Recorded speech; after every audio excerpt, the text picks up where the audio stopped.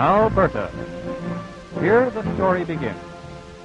It's prairie country, and you expect this kind of prairie scene, centering on the growing gold grain.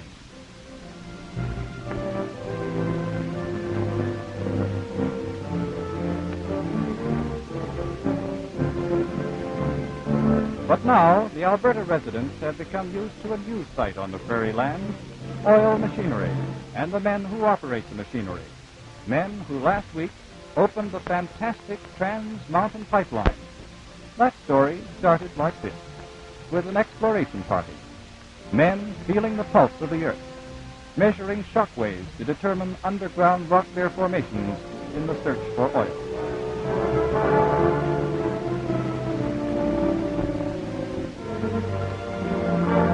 A seismograph to a geophysicist is as useful as an X-ray. And then to get the oil, the complicated drilling process. And drilling a well, as any oil man will tell you, is a back-breaking 24-hour-a-day operation.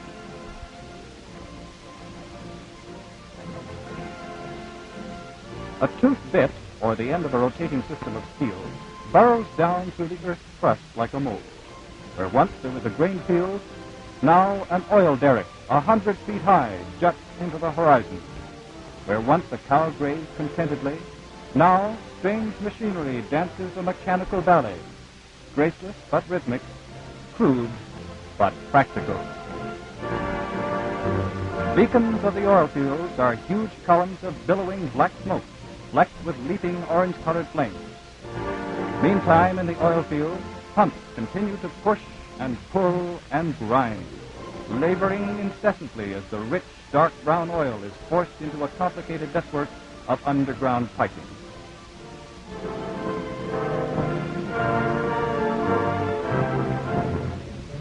By turning a valve or two, a man can divert oil from one pipe to another, and from one storage tank to another.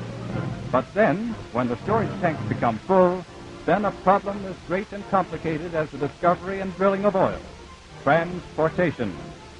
To move it quickly and economically over great distances, the problem of building a pipeline. This is the story of building the Trans-Mountain Pipeline.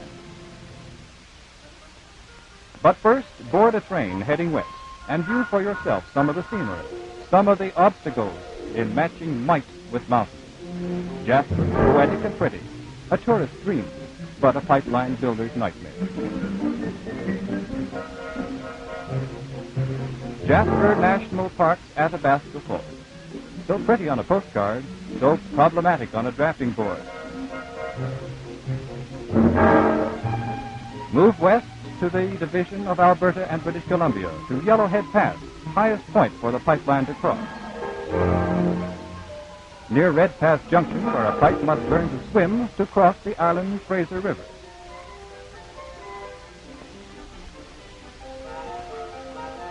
Southwest, past the Rockies' highest peak, Mount Robeson, to Valemont.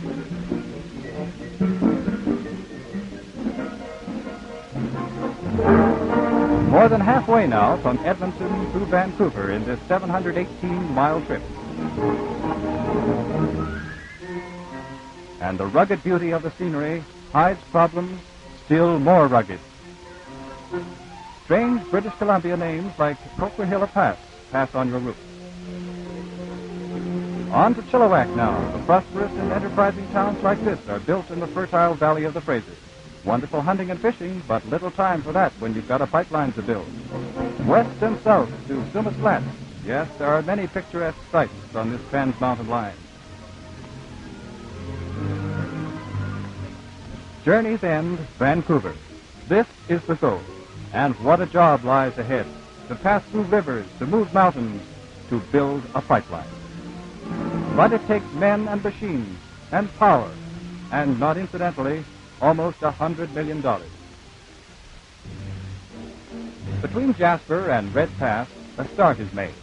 All the latest weapons employed by engineers in modern pipeline construction converge on the theaters of war. Mounting the attack, the Comstock Midwestern Company maneuvers into position some of its heaviest armament, for victory will not be easily won.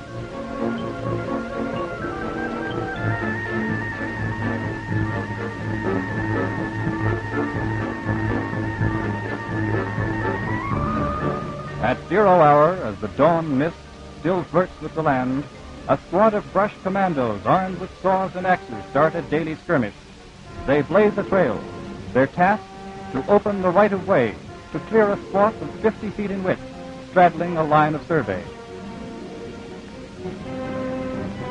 The enemy, one by one, toppling to echoing cries of timber. The stumps lie like tombstones in a forest graveyard. But soon, the stumps and roots, in a process known as grubbing, are bulldozed from the ground and tumbled to one side.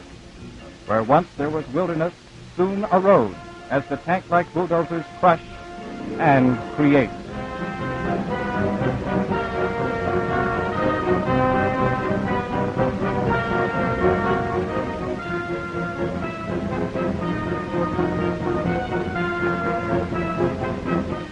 But when the battle line, the line of survey, runs over rocky ground, that's when the going gets tough.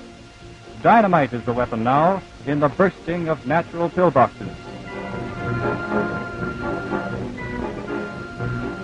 The purring, roaring cat is given the cleanup job.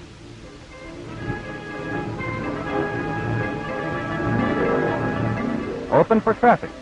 Not exactly a Queen Elizabeth way, but good enough to handle the pipeline traffic. What are the other natural enemies? Here's one, swamps. A new weapon joins the battle. The ditching backhoe, which knows the proper approach to swamps. Reaching back for logs to swing around and lay down in their push forward, the mammoth troops construct their own causeway, and then they rumble to new targets.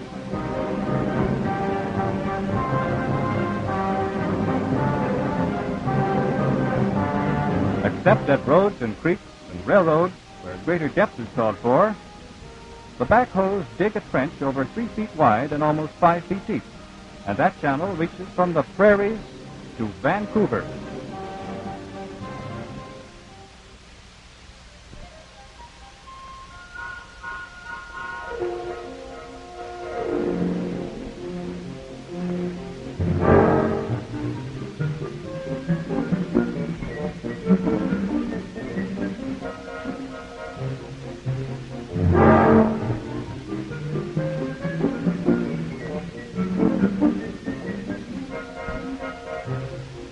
And then the cry, "It's deep enough! Bring on the pipeline!" And the steel monsters arrive. To 140 sidings from Edmonton to Vancouver, 5,000 railway flat cars bring their loads of pipes, and then to their individual prearranged spots in the continuous chain.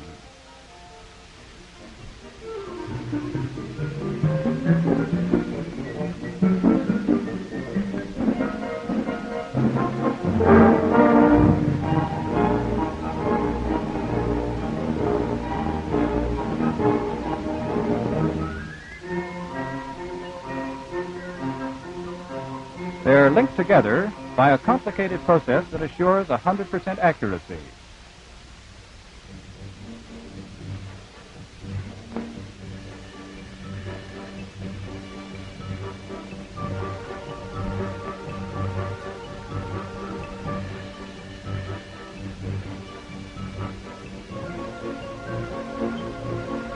And then the welders arrive, each man hand-picked, known for the perfection of his work. When you're working with a $100 million budget, you can buy the best.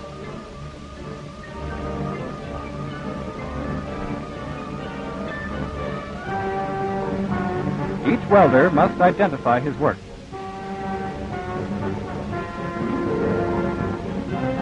Every weld is X-ray. No mistakes wanted or allowed here. The pipe tested and checked. It's ready for cleaning and priming. The underground tunnel of metal must be protected against corrosion.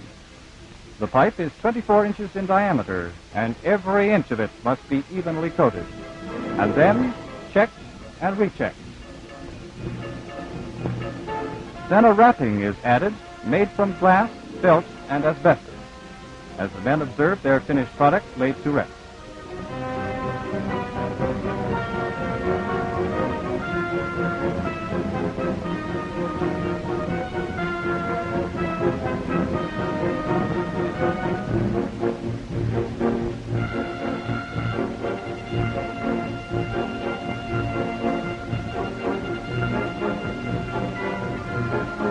tender touch so that neither strain nor tear will mar the careful preparation which has gone before, the pipe is lowered and then buried.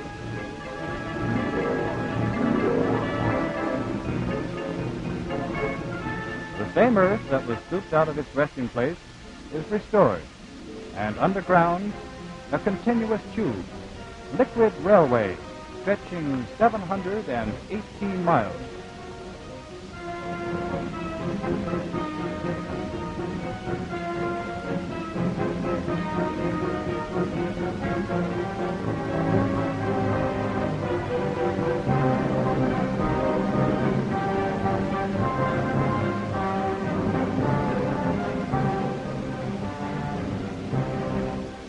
From Alberta to Vancouver, through the toughest country in the world, across 72 rivers and streams, up sheer cliffs, through 400 miles of mountains and valleys, guiding oil from the earth to Canada's west coast. The Trans Mountain Pipeline.